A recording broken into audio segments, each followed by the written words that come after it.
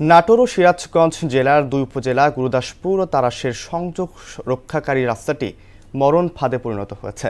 স্থানীয়দের অভিযোগ, গত 15 বছরে সড়কের কোনো সংস্কার হয়নি, ফলে যান চলাচল তো দূরের কথা, পায়ে হেঁটে চলা কষ্টসাধ্য হয়ে পড়েছে।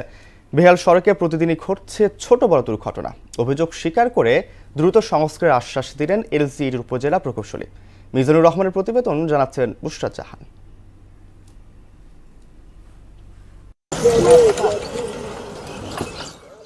নাটোর ও সিরাজগঞ্জ চলনবিল অধ্যুষিত এই দুই জেলার গুরুদাসপুর ও তারাশ উপজেলাকে যুক্ত করতে চলনবিলের বুক চিরে প্রায় 7 কিলোমিটার সাবমার্সিবল রাস্তা তৈরি হয় 2009 সালে। কিন্তু সংস্কারের অভাবে তৈরি হয়েছে খানাখন্দ, বড় বড় গর্ত, ভেঙেছে রাস্তার ঢালাই, প্রায়ই ঘটছে ছোট বড় দুর্ঘটনা। রাস্তাটির এমন দশায় অসুস্থ রোগী হাসপাতালে নিতে যানবাহন পাওয়া যায় না।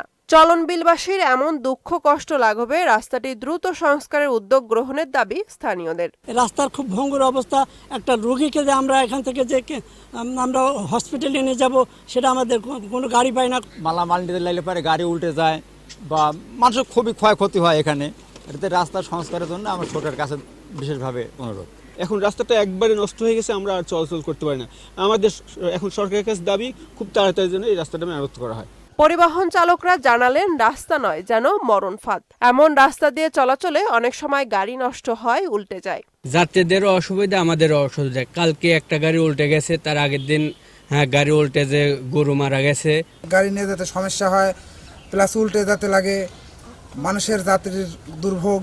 এখানে খুব দুর্ভোগের মতন গাড়ি উল্টে যায়, কেউ যাত্রী পড়ে যায়, কেউ যাত্রী হাত ভাঙে, কারোর পা ভাঙে, এরকমও আমাদের রেকর্ড আছে এখানে। রাস্তার এমন অবস্থার কথা অবগত আছে জানিয়ে উপজেলা প্রকৌশলী বিভাগের এক কর্মকর্তা বললেন, দ্রুত রাস্তার সংস্কার কাজ শুরু হবে। আমরা কুন্দল রাস্তার বিষয়ে অবগত আছি।